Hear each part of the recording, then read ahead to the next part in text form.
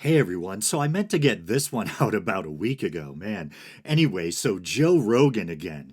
In the last episode, I responded to some clips of Joe and Aaron Rodgers talking about religion. This time I'm going to be responding or reacting to a couple of clips from Joe's recent interview, or relatively recent interview, with comedian Katt Williams. I remember the last time I was kind of complaining about Joe focusing more on political or social issues recently, the whole anti woke thing, and, wishing he'd get back to talking about the more weird or fringe stuff. Well, as they say, be careful what you wish for, because the Katt Williams appearance was absolutely wild.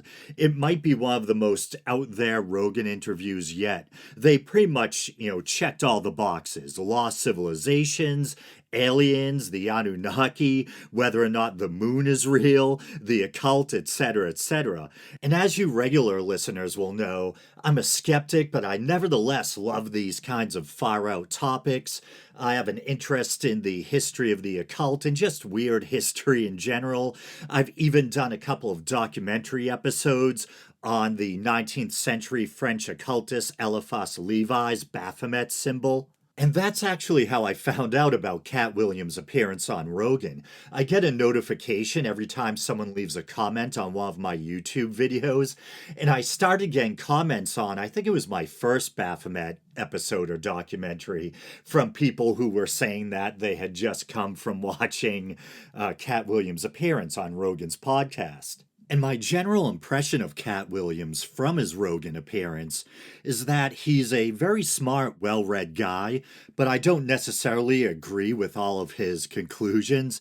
He'll prove himself knowledgeable about a particular topic, and yet some of his facts or claims might seem a bit off. And speaking of his being well read, he claims to have read 3,000 books a year while he was growing up. I'm not even sure if that's possible. I'm not sure how the math works out, but that's his claim. Either way, he is pretty knowledgeable, and as someone interested in things like history, the occult, alchemy, I was really impressed by some of the topics he was aware of. He brought up Hermes Trismegistus and the Emerald Tablet, which I mentioned briefly in my second Baphomet episode, I think. And he even brought up the idea of the homunculus, is it homunculi, plural, which is like an artificial being brought to life by alchemy or magic. And the example was pretty funny. He was talking about Smurfette being a homunculus, since she doesn't have parents. She was brought to life by Gargamel, if you're old enough to remember the old Smurfs cartoon. And I probably don't have to do this. Well, I probably don't have to do anything. But I thought it was kind of funny. This is from Wikipedia. Gargamel wants to take revenge against the Smurfs for his humiliating defeat at their hands. He decides that the most horrible plan to destroy them would be to send them a female Smurf who would seduce them and lead them to their doom. He thus fashions her out of clay and dips her in potion, creating Smurfette. So yeah, she's essentially a homunculus. Gotta hand that one to Katt Williams. He ain't wrong. But as you've probably already guessed, he also brings up Baphomet, and I'll play that clip now. That's what makes information so powerful is, you don't care how people feel about the ritual. It's about does following the ritual work. Yeah. And so you can fool yourself into thinking there isn't one, but the evidence will be clear. So like when I be like, oh, these guys are wearing dresses. Everybody's like, oh, he keeps talking about people wearing dresses. No, it's not. That is a weird thing. It's not like that. Look at it from a different way. Look at it. Show me one person that ever wore a dress in Hollywood unsuccessfully. That's how you understand what a ritual is. So 20 years ago, I knew that transgenders was going to be a thing. It wasn't because I was a prophet. It's just I had gotten so much information that I understood that things are secular. So I understood that the earliest I had seen that word transgender was Baphomet, the transgender. And so I knew that in the ritual of Baphomet, the transgender, to show allegiance to him, you had to kiss his ass ring. Really? And it said both of those things. So I knew that both of those things will become popular in the future.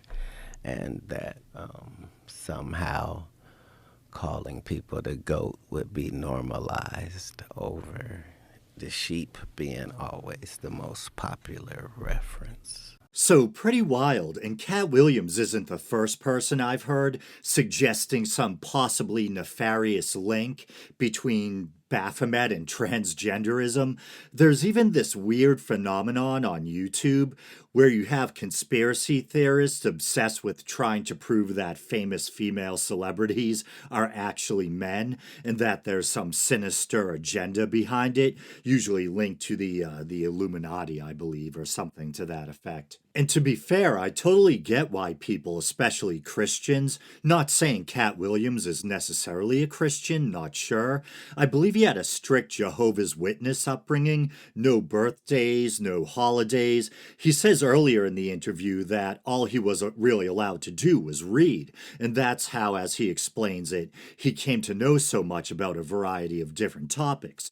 But I get why people think Baphomet is a satanic symbol. It's a sinister looking hermaphroditic goat creature, and goats, hooves, horns, these are things we've traditionally come to associate with the devil. And I'm sure the fact that modern Satanist groups like the late Anton Szandor LaVey's Church of Satan and the newer Satanic Temple, that they embrace Baphomet as a symbol, probably understandably reinforces this idea that it's a satanic symbol. And as I've mentioned ad nauseum on the show, both the Church of Satan and the Satanic Temple are non theistic organizations.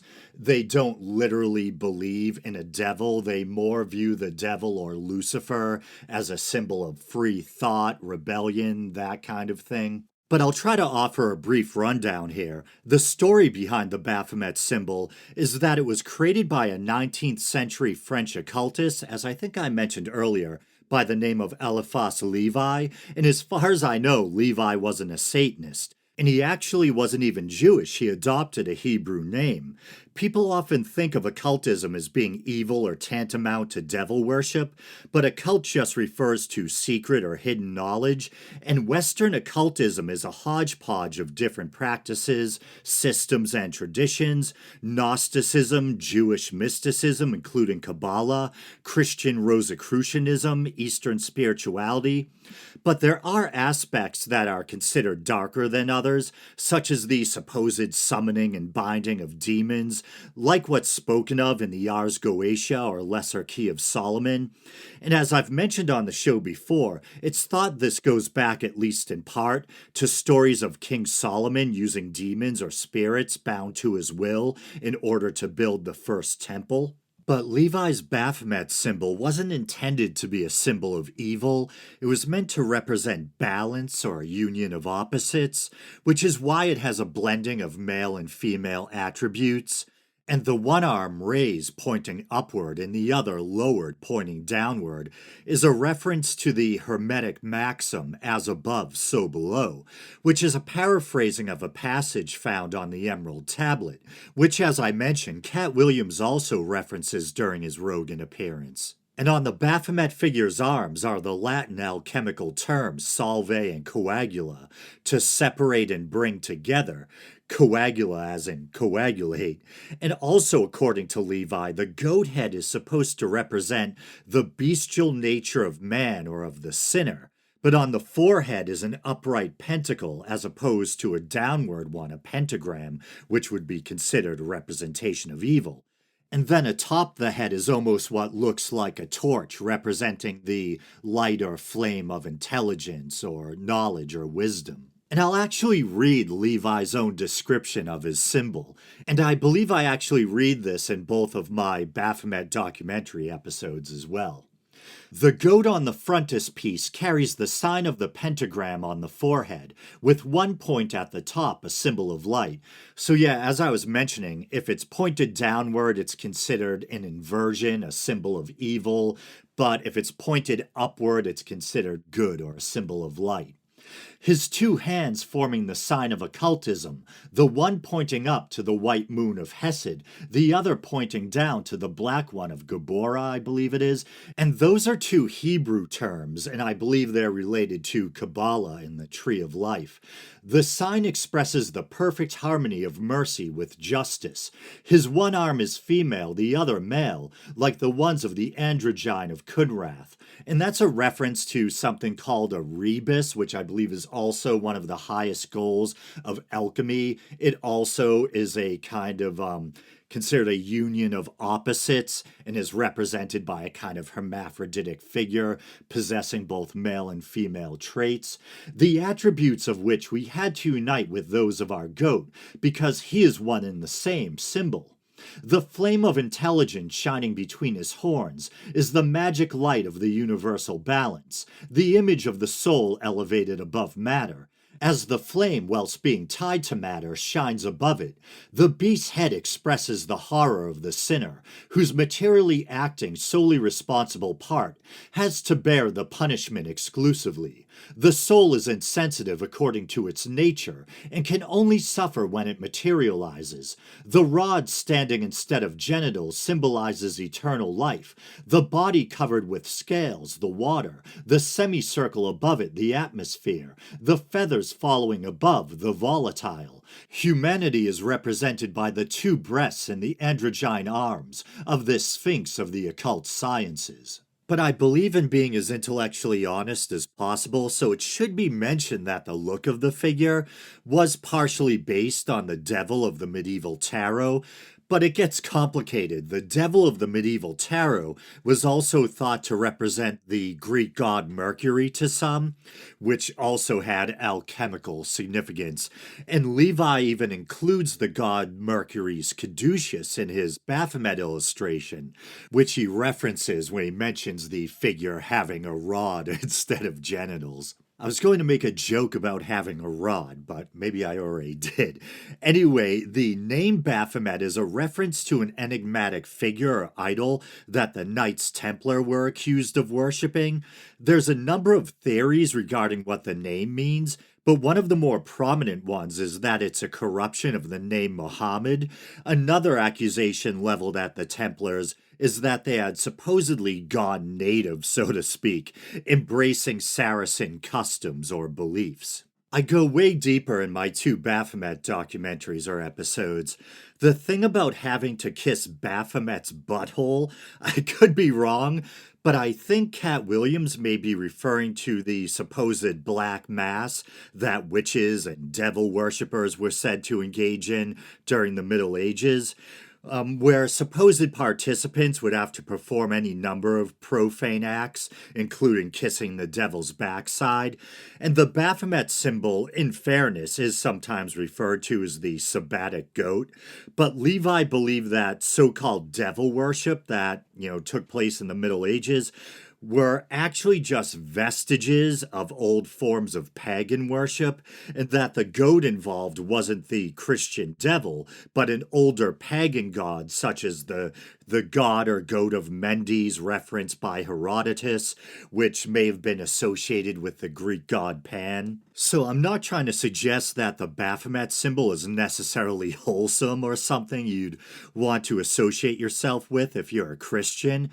But it wasn't intended to represent the Christian devil either. It's not that simple. At the end of the day, it's a kind of alchemical or occult symbol representing a, balance or a union of opposites. But on a lighter note, was Katt Williams implying that he predicted that not only would transgenderism become in vogue, but also eating ass? Forgive me. Then he also links Baphomet to the modern use of the word goat. That might be a bit of a stretch, but it's funny. I remember when that phrase first became popular, I was like, why are people calling famous people goats like it's a compliment? Then I had my light dawns on Marblehead moment. I was like, oh, greatest of all time. Okay. Seriously doubt it has anything to do with Baphomet, though. I just think people like coming up with cute little acronyms or coining new slang terms.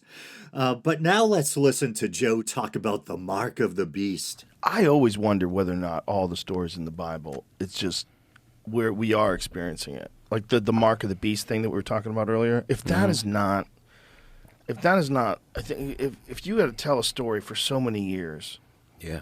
before anybody ever even figured out how to write it down, and you're telling a story about a civilization that allowed people to put brain implants in them, and then all of a sudden the brain implants were hijacked by machines, and people became just meat zombies, controlled by corporations. That would be the mark of the beast. That would be a demonic thing. If a demon tricked human beings into wearing a hat that turned you into a zombie, that demon would be like a famous character in books and folklore. But that demon exists, and it's just technology. It just shows itself through this desire for the newest, latest innovations that are going to constantly fuel it becoming more and more powerful until one day it tricks you into letting it into its head, like a vampire. Like the vampire stories, you had to let him in, remember? So this is interesting. Aaron Rodgers brought up the mark of the beast while he and Joe were talking about religion.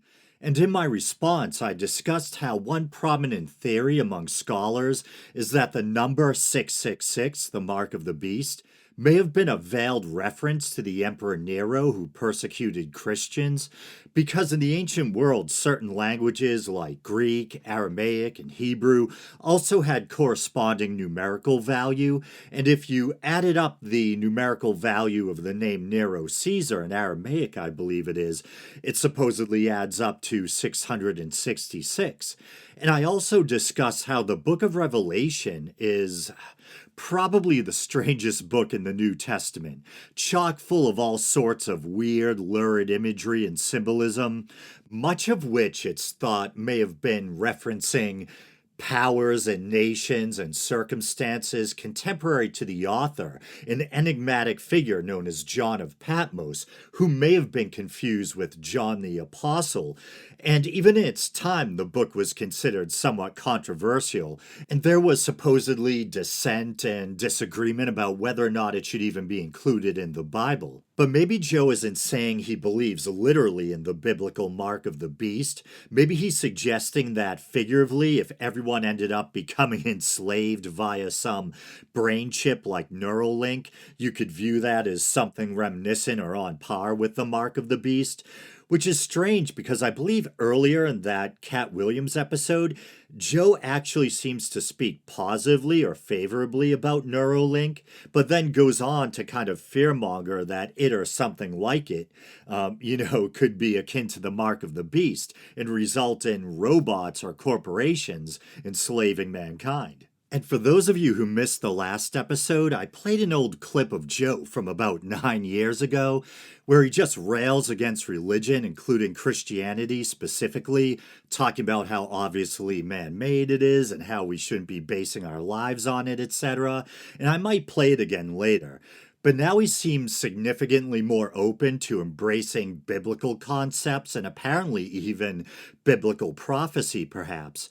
If you watch or listen to the whole Katt Williams interview, it seems like Joe is taking Graham Hancock's ideas about an ancient lost civilization and is now fusing or incorporating or applying it to his view of the Bible, suggesting that the Bible might contain some of the knowledge and wisdom of that lost civilization, to the point where it might even have some predictive power. That's how I took what he was saying, at least. And for the record, I don't rule out the possibility of a lost civilization or civilizations plural. I think there's still a lot we have to learn about human history, and archaeologists are constantly making new discoveries. but suggesting that the Bible was influenced by some hypothetical lost civilization and therefore biblical prophecy might be true seems like quite a leap, especially for a guy who used to, at least based on that one old clip, seem keenly aware of the man made nature of religion and approach religious claims with due skepticism. But, and I'm not being sarcastic, I think it's a cool story Joe is weaving, and it would probably make for a good sci fi movie. I'd watch it. Cerebral implants become all the rage, and everyone starts getting taken over, kind of like Invasion of the Body Snatchers. And I like the spooky touch of having to invite it in, kind of like a vampire. Joe used to work for the Sci Fi Network, right? Give him a call. Yeah, it's funny. What was the name of that show? I forget it. Joe had a show for the Sci-Fi Channel where he would investigate paranormal phenomena like Bigfoot sightings, that type of thing. And he actually used to cite the experience of working on that show for making him more skeptical because he realized all this stuff he was investigating, at the end of the day, it would come up snake eyes or a goose egg or choose your figure of speech. Yeah, I just looked it up and it was called Joe Rogan Questions Everything. And it was on the air over a decade ago, 2013, it says. I seriously cannot believe how time flies. I remember I used to watch it on Sci Fi. Then I also, I think I found some playlists of it on YouTube, but the episodes would always get taken down, probably for copyright claims. But on the subject of AI, I'm personally not worried that AI or machines that achieve sentience might take over someday. No, not really.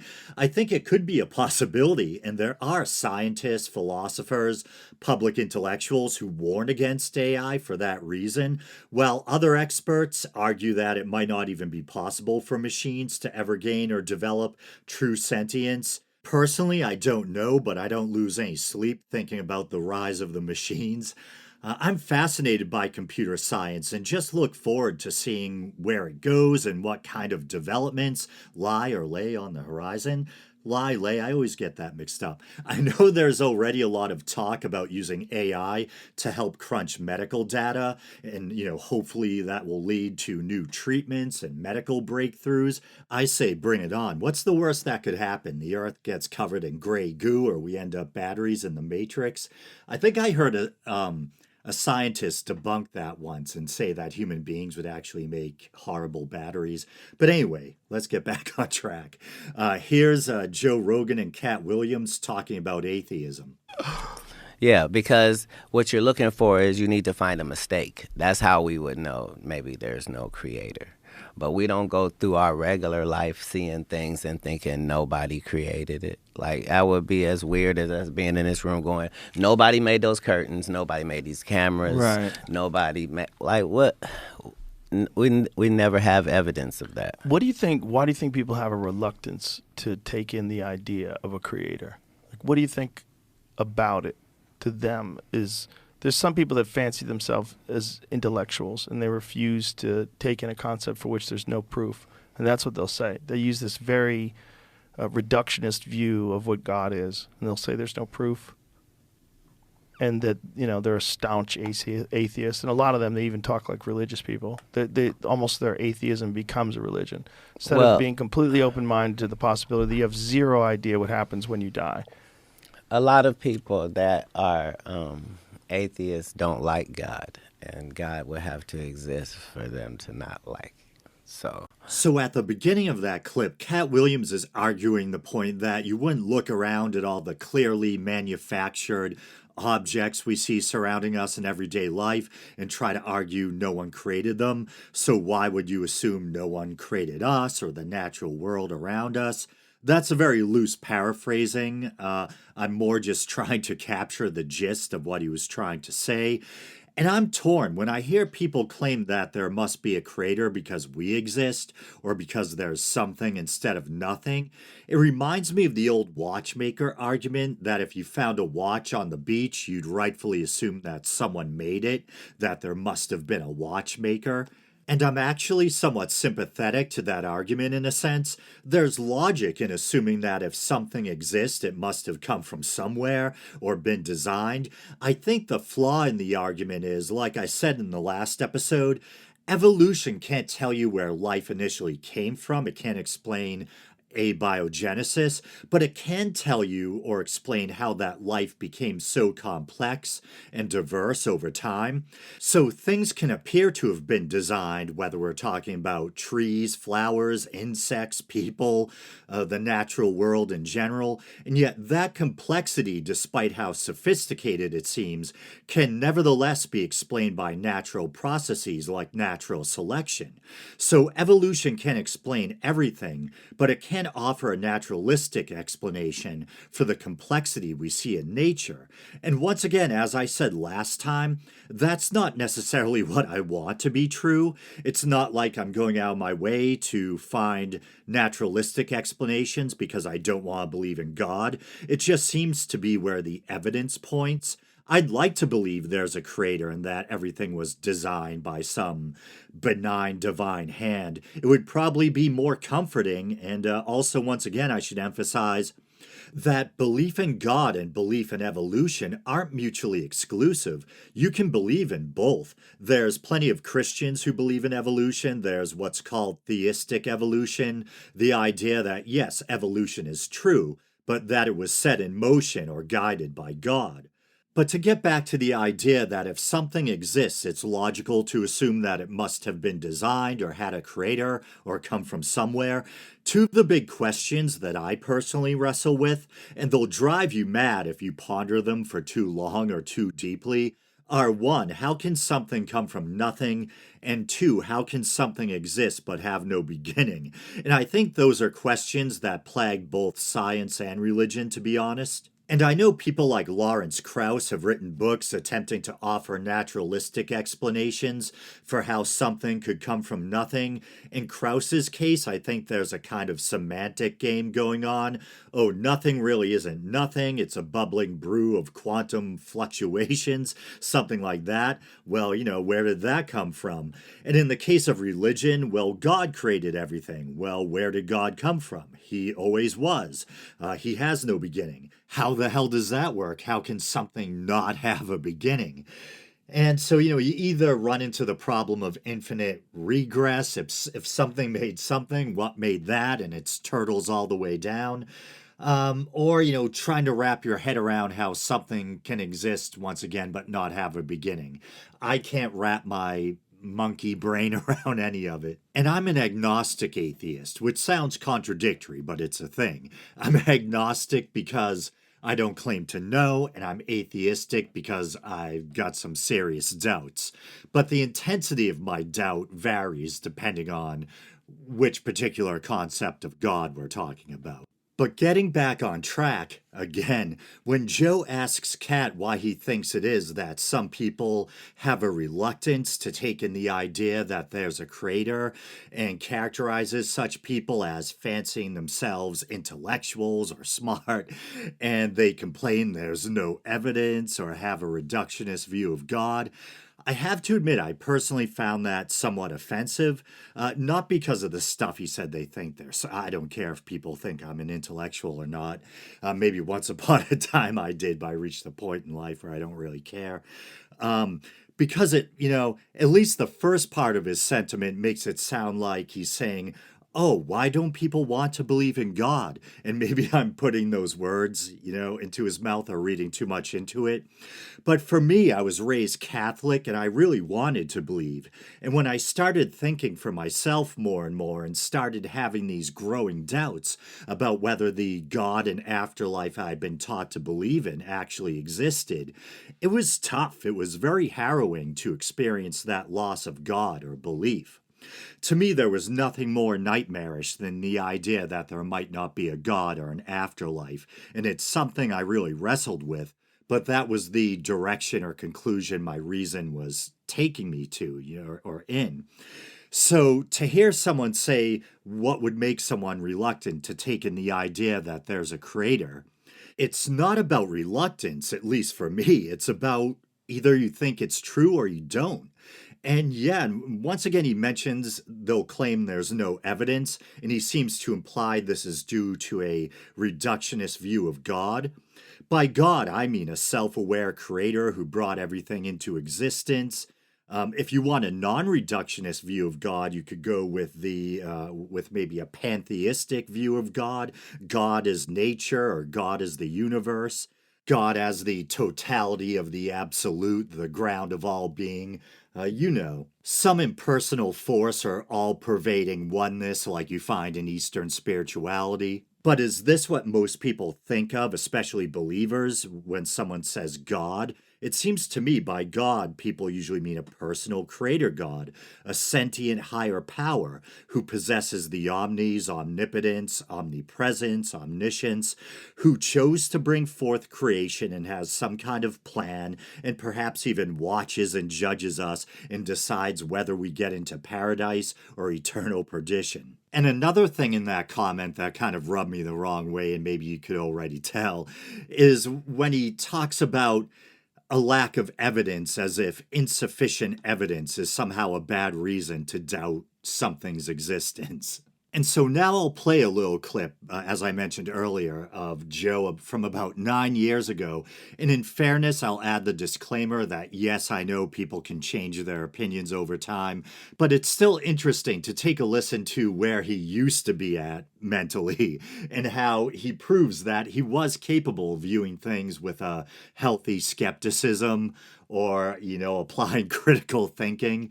Whereas I think now I understand why people want to employ wishful thinking.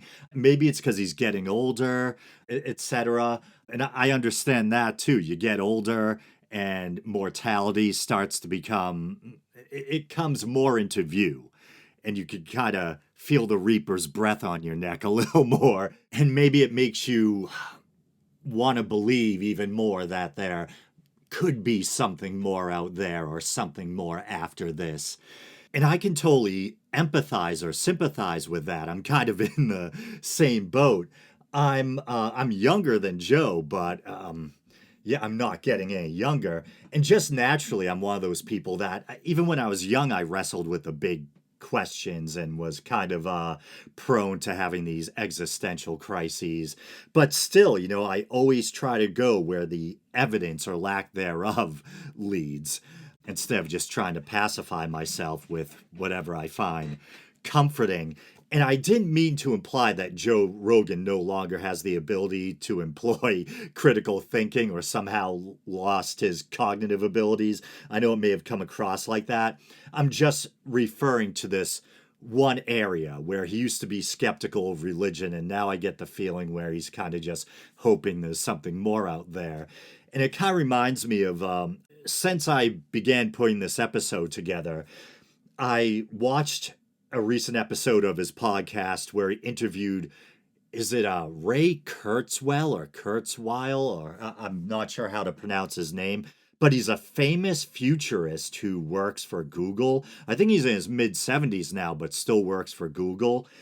And some of his viewers, Rogan's viewers, kind of dubbed the interview as a bit of a shit show because Kurzweil wasn't the most exciting guest. He seemed to be some people were suggesting that he may have been experiencing cognitive decline because his speech was very slow paced. He brought a bunch of papers with him and was kind of slowly licking his fingers as he kind of plodded through the various pages.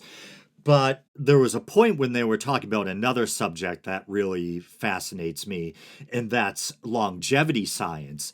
And I'm kind of skeptical of this, but there's something called longevity escape velocity. I think it's LEV for short.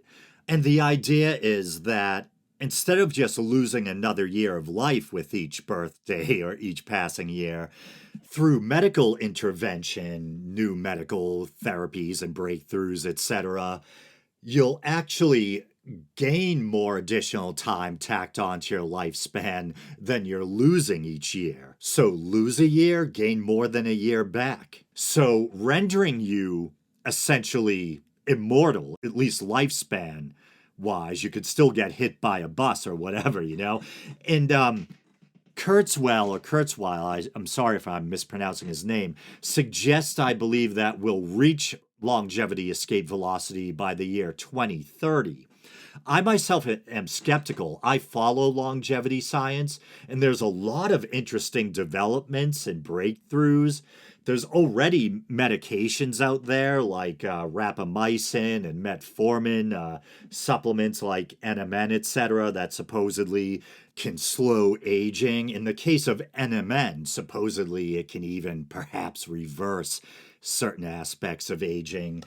And that's a whole thing. I could do a whole episode on NMN and Dr. David Sinclair, who's a Harvard scientist who studies longevity and has done research involving mice where he supposedly was able to reverse aging in mice, and he promotes NMN. I could do a whole separate episode on that. I'm somewhat skeptical of all the hype surrounding NMN, but I've taken it in the past.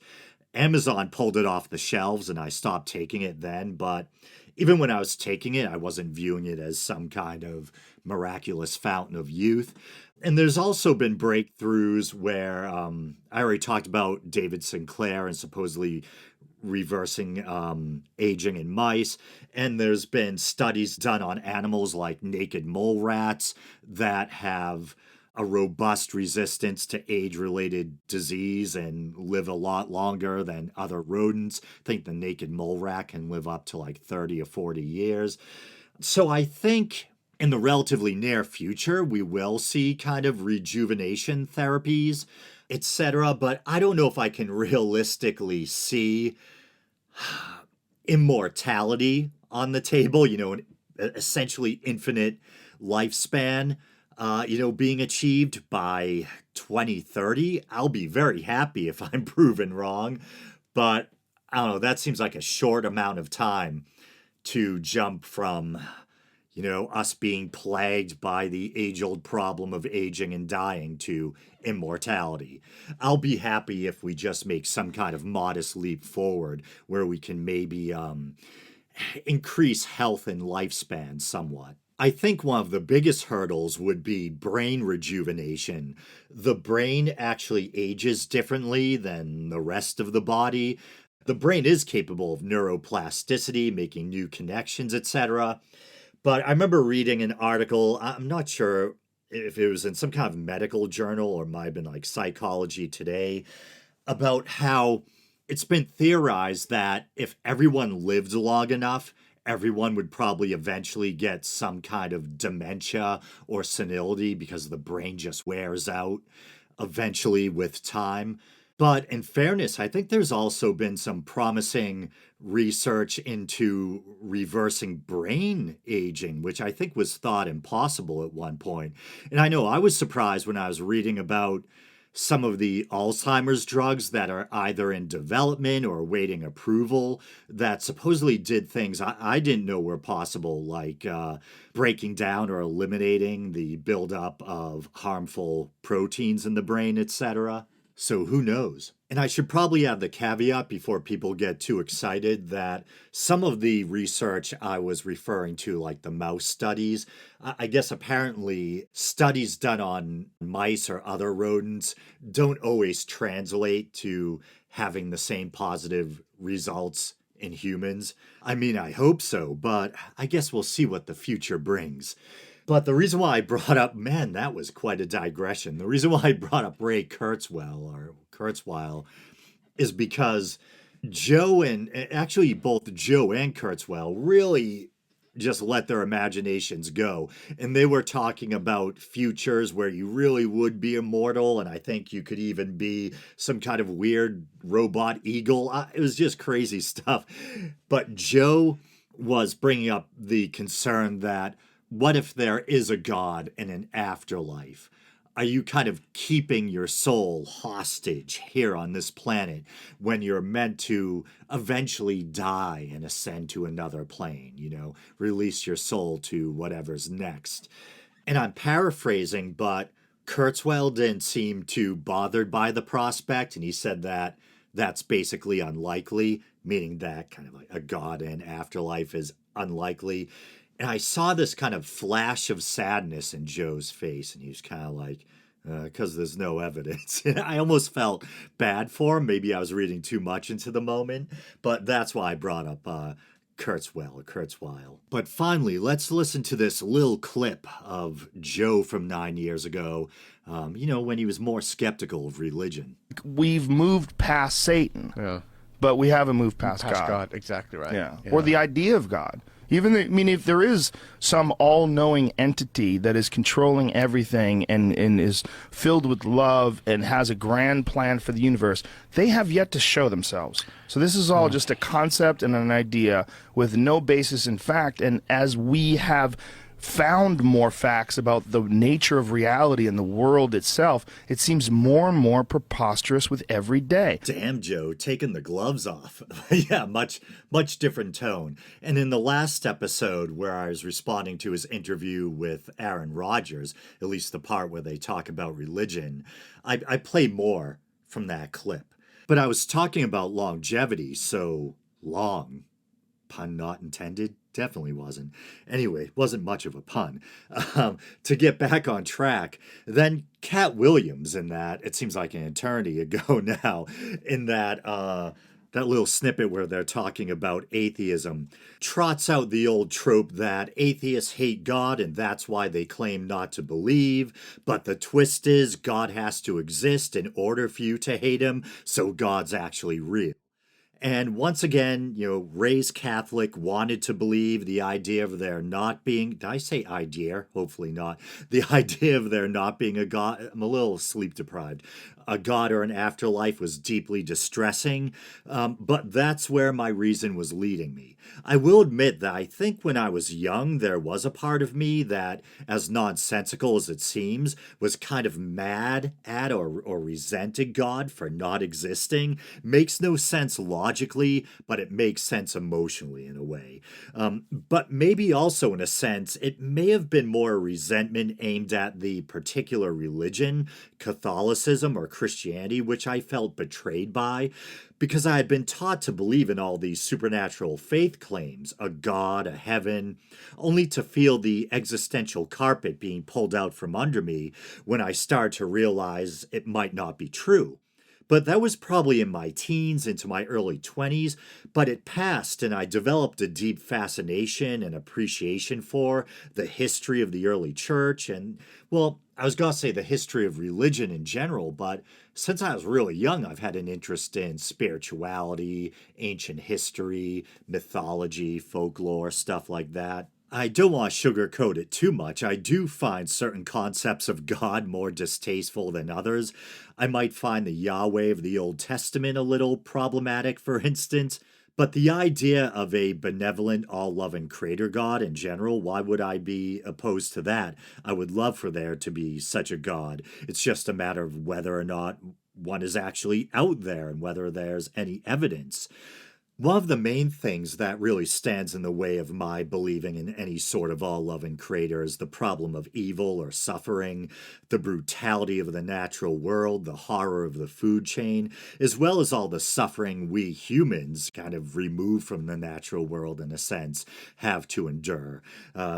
The usual Christian response being, original sin, which to me is a monstrous notion that only adds insult to injury. We lowly humans are responsible for our miserable lot because two ancient people ate the wrong kind of fruit.